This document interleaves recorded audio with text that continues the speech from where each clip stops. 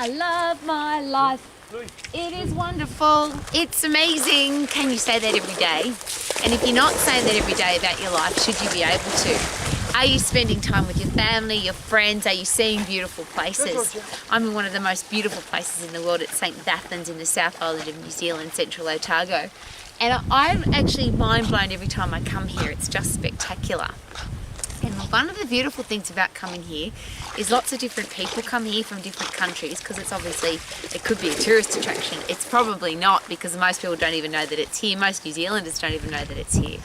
One of the interesting things I found, one is an old lady, two is coming to a place where there's lots of tourists from other countries, is that we're all different, aren't we? As people, we have different beliefs, different convictions, different ideas, different opinions. And let's look at some of the variations. When I was a child, when I was learning to communicate effectively, I was being taught to communicate. It was, don't talk about politics, don't talk about religion, don't talk about sexual persuasion. We should probably add in there now, don't talk about exercise, don't talk about dieting or eating plans, because there's so many different opinions now about all of those things. Now, if we add in parenting, financial planning, education, is it fair to say that everybody has an opinion, and even more importantly, everybody has the right to have an opinion? So if you come to a beautiful place like this and you meet people from different countries, how do you communicate effectively? How do you build, if you want to, build a relationship? And or what happens when, or why do relationships break down really quickly or not even get to start in the first place? And one of the things I found really interesting just of late, because there's so many conflicting opinions about food and exercise and religion and sexual persuasion and all the things going on in the world, a lot of people tell me straight up that they disagree with me. Now, I don't know how they can disagree with me, because I don't share very often and not with very many people what my opinions are, because I'm always really interested in other people's opinions. I'm really interested in why people do what they do, why they believe what they believe. So if I meet somebody who tells me they're a vegan vegetarian, or they're a carnivore, or an intermittent faster, or somebody that goes to the gym 7 days a week, or somebody who's a Hindu or a Jehovah's Witness or a Seventh-day Adventist, I know a little bit about that because I was brought up as a Seventh-day Adventist, I would never say to somebody, I don't agree with you, I don't believe what you believe. If I want to break down a relationship really quickly, that's one of the things I would say straight away. I disagree with you, I don't believe what you do. And a lot of people share that with me. Rowie, I don't agree with you, I don't believe what you believe. And my first question is always, how do you know what I believe? How do you know what my opinion is? But more importantly, what's yours? And why do you believe what you believe? Because then I can learn. So I might not know very much about being a Hindu or a Buddhist or a Muslim or a Jehovah's Witness or a Mormon or a Catholic or a Presbyterian. But if I don't open my mind, open my ears, open my heart to learning, then A, what right do I have to have an opinion about any of those things? And how would I learn about them? How would I expand my knowledge? For me, more importantly, I want to expand my brain, because the reason we get Alzheimer's or dementia, the reason our brain rots away, is because we stop learning. So if I meet somebody who's, and let's pick something, let's say I meet somebody from Greenland who's a Muslim. I'm really interested in that person. Tell me about you, tell me about Greenland, tell me about the political system there, tell me about the religious beliefs there, tell me about why you're a Muslim and what you believe in. I'm really, really excited and interested about that. Now, it doesn't mean I have to agree with the person. If somebody tells me they go to the gym 7 days a week, I'm never going to go to the gym 7 days a week. I don't even like going to the gym anymore. I don't think it's necessary to go to the gym 7 days a week, but I'm excited by somebody that does. Why do you go 7 days? What do you do? What are you passionate about? You're obviously very disciplined and focused because you go to the gym 7 days, rather than you shouldn't go to the gym 7 days because it's a waste of time. Now I'm going to break the relationship down. Here's another example of interest.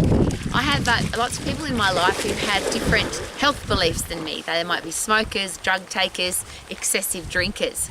I don't drink, I don't smoke, and I don't take drugs. But I'm also not judgmental of people who do, because adults have the right to do whatever they want to with their body. So if somebody tells me they're a smoker, I'm not particularly interested in being in an environment of smoke because I don't want to breathe it in. But I'm very interested into why people smoke, why they started smoking, why they continue to smoke. A lot of people share with me that don't want to be smokers, but they are, and then I get into a conversation, lean forward, maintain eye contact, open body language, and actively listen, because I want to know why. I don't know very much about recreational drugs. It's not something that's ever been a part of my life. So if somebody has marijuana or cocaine or methamphetamine or any of the recreational drugs in their life, I'm genuinely interested into why do you do that, rather than judging them because they do. I'm really interested into how did you get into it, why did you get into it, what's the purpose of it. I'm sharing all of that with you because I often get accused of having long conversations with people. K-Man's he's just gorgeous because we'll often go places and he does the shopping while I talk to the people. And I don't do the talking, I just ask questions, open body language and listen, because I'm really interested in what other people do and why they do it. So if you want to build great relationships with people, could it be a really good idea, rather than give your opinion and tell people that they should believe the same thing as you? And there's that great quote, even if you think you're right, and you try and convince people of your opinion, the quote is, a person convinced against their will is of the same opinion still. And if somebody's been brought up with a certain religious persuasion or political persuasion, or they've just got a passion for something and they really believe in it, even more importantly, they're convicted about it, it's very unlikely that they're going to even consider what I've got to say, let alone change their mind. So I don't like to waste my time there. I invest my time in finding out why they believe, why they do what they do, and what they're passionate about and what they're interested in. And I share that with you because I want to build relationships, not break them down, and I want to learn. I want to keep learning. How about you? So if you have an opinion, if you have a belief, if you have a conviction, you have the right to have that. Isn't that awesome? But the person that you meet, is it possible that they too have the right to have their opinion and their belief and their conviction, and it might be completely opposite to you? What's the point of arguing? How about learn, listen, understand? And I could never understand why some people do what they do, and I probably don't even want to understand, but I'm genuinely interested in people. So if you want to build relationships, and now if we're talking about business, or we're talking about attracting clients, or we're talking about wanting to have a business that has a large number of customers, could it be a really good idea not to disagree with, you shouldn't be a vegan vegetarian, or you shouldn't be a Muslim, or you shouldn't believe in that particular thing? And right now, one of the hot topics, of course, is politics. We've become very, the headspace between one group believes this and another group believes that has become very controversial and very aggressive. And if you've lived in 2020, 21, 22, 23, the world has become very, there's some really big opposing views about medical interventions and what we should and shouldn't do when it comes to our own body. Well, I'll put it straight down the line. What I do with my body, of course, is my business. What you do with your body is your business, and I would never judge you in what you do with your body. I think that would be very unfair of me as a human being. But I want to understand why you do what you do, and I have no desire to change what you do. Just listen and learn. Listen and learn. Wouldn't that be awesome if the world was designed for us to listen and learn rather than talk and tell and try and change people's minds? So when it comes to communication skills, if you disagree with somebody, is it possible that you'll break the relationship down straight away? If you ask questions about why the person believes what they believe, lean forward, maintain eye contact and actively listen, is it possible that you could build a relationship? And when it comes to eating and exercise, being healthy, fit and strong, they are of course my passions. I've been living and breathing all of those all of my life. And what I've learnt the hard way is if I really want people to be healthy, fit and strong, I can't build a relationship with them by telling them what to do or how to do it or what not to do or what they should and shouldn't do. Can't have, mustn't have, don't have, shouldn't have. Doesn't work in any way, shape or form. Doesn't work for kids and it doesn't work for adults, have you noticed?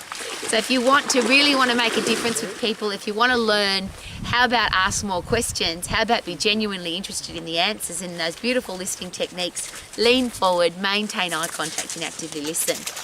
I'm here today with my gorgeous family who I love dearly.